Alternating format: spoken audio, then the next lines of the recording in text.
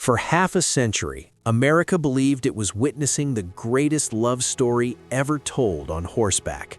On glowing cinema screens and later inside black and white television sets, Dale Evans and Roy Rogers rode across dusty plains, defeated outlaws, and sang their way into the hearts of millions. Week after week, families gathered to watch The Roy Rogers Show, and every episode ended the same way, with a smile, a gentle harmony, and the promise of happy trails. But behind the bright lights of Hollywood and the carefully polished Western image, there was another story unfolding, one filled with loneliness, quiet sacrifices, buried truths, and grief so heavy it nearly crushed the woman America called the Queen of the Cowgirls. Before she passed away in 2001, Dale Evans spoke openly about the emotional distance that sometimes defined her marriage. She once described her relationship with Roy Rogers as a cathedral with cracks. From the outside, it looked majestic, steady, and sacred. Inside, it struggled beneath the weight of expectations, tragedy, and silence. Long before she became Dale Evans, she was born Frances Octavia Smith on October 31, 1912, in Uvalde, Texas, or at least that is what she believed for most of her life. Years later, after requesting official documents from Texas authorities, she discovered her birth certificate listed a different date, October 30, in a different name, Lucille Woodsmith. Even her mother insisted the government records were wrong. In a world that would constantly reshape her identity, she clung to the name she had grown up with. Frances Octavia Smith felt real. It felt hers. She was raised in the small town of Italy, Texas, where life was simple but demanding. Her father balanced long hours running a hardware store while also farming. Her mother stayed home and gave her something invaluable: early education. By the time Frances entered school, she already read, write, and solve arithmetic problems. But it was church that truly shaped her future.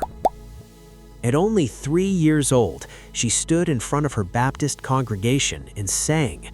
Her voice, small yet confident, filled the room. It was more than a cute childhood moment. It was the spark of something powerful. Sunday after Sunday, she returned to that makeshift stage, learning how to command attention and move hearts. In 1919, her family moved to Osceola, Arkansas, chasing promises of fertile cotton fields and financial opportunity. Instead, they found floods, insects, and economic struggle. Even so, Frances excelled academically. She advanced quickly, skipping grades because of her intelligence. But being younger than her classmates brought crushing pressure. At just 11 years old, she suffered a severe nervous breakdown. The strain of expectations and rapid advancement overwhelmed her. Doctors ordered months of bed rest. For a child so driven, stillness felt unbearable. During recovery, she continued taking piano lessons, though her teacher eventually quit in frustration because Frances insisted on playing her own compositions instead of traditional exercises. At 14, life took another dramatic turn. She met Thomas Fox at a courthouse dance. Within 6 months, they eloped, lying about their ages to obtain a marriage license. It was 1927, and she was barely more than a child. The marriage was unstable from the beginning. Thomas left her twice within months. In November 1928, she gave birth to a son, Tommy. By 1929, she was divorced and raising a baby during the early years of the Great Depression.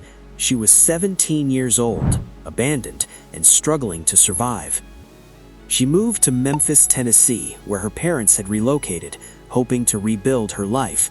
She worked secretarial jobs during the day while dreaming about music at night. But the hardest part was leaving Tommy behind on her parents' farm in Texas because she could not financially support him in the city. The separation devastated her. She later admitted the distance from her son felt like a wound that never fully healed. Then came the moment that changed everything. One morning, while working at an insurance office in Memphis, she hummed softly while filing paperwork. Her supervisor overheard her singing and called her into his office. Terrified she was about to be fired, she braced for bad news. Instead, he asked her to perform on the company's radio program.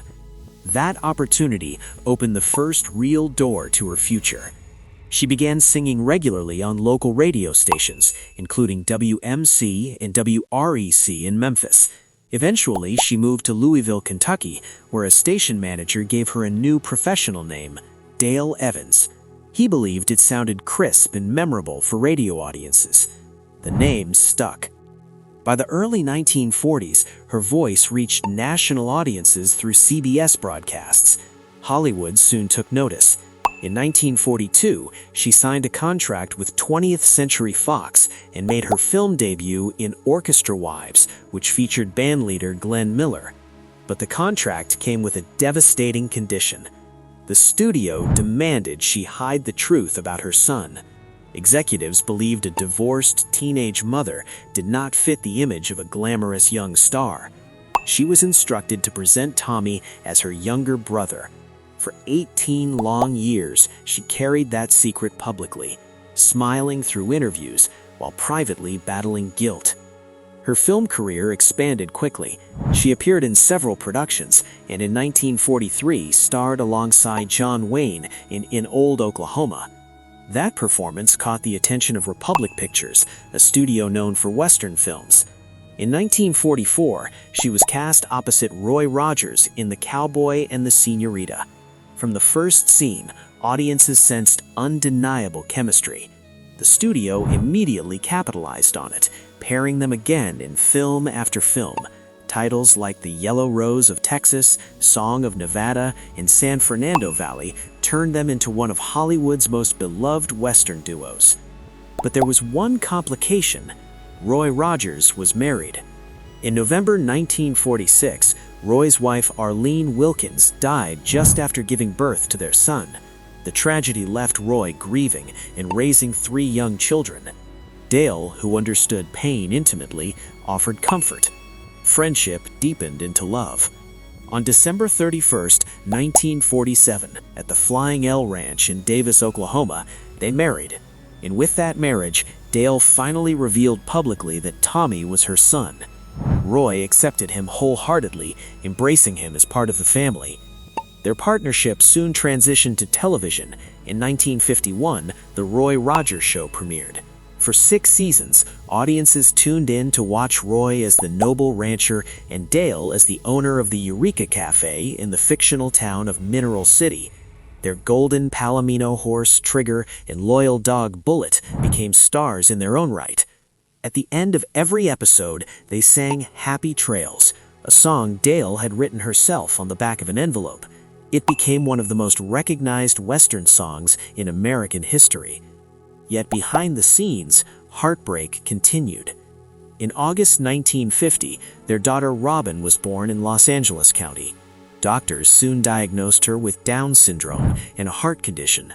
Medical professionals advised placing her in an institution. Roy and Dale refused. They brought her home and cherished her deeply. Robin died just 2 days before her 2nd birthday in 1952. Grief overwhelmed Dale. She wrote Angel Unaware, a book imagined from Robin's perspective in heaven. It sold over 500,000 copies and reshaped public perceptions of children with disabilities. But tragedy struck again in 1964 when their daughter Debbie died in a church bus accident on Highway 101. She was 12 years old.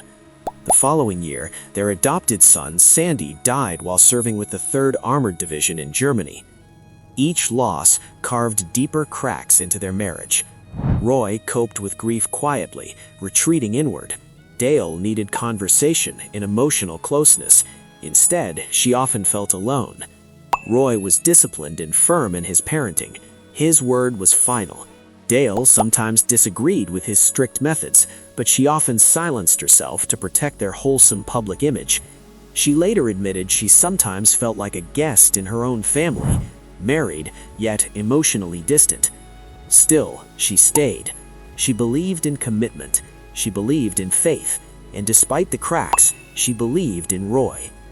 In 1962, they briefly hosted a variety program on ABC, but it lasted only 13 episodes. As years passed, they opened the Roy Rogers Dale Evans Museum in Victorville, California, preserving memorabilia from their careers. Fans walked through exhibits featuring Trigger, costumes, awards, and photographs, a shrine to a Western legacy. When Roy Rogers died in 1998 at age 86, Dale was devastated. Her health declined rapidly afterward. She had previously suffered a heart attack and stroke, and in 1999 she required emergency pacemaker surgery. Even in frailty, she continued speaking publicly about faith. She filmed episodes of A Date with Dale, sharing encouragement from a wheelchair. On February 7, 2001, Dale Evans died at her home in Apple Valley, California, at age 88. She was laid to rest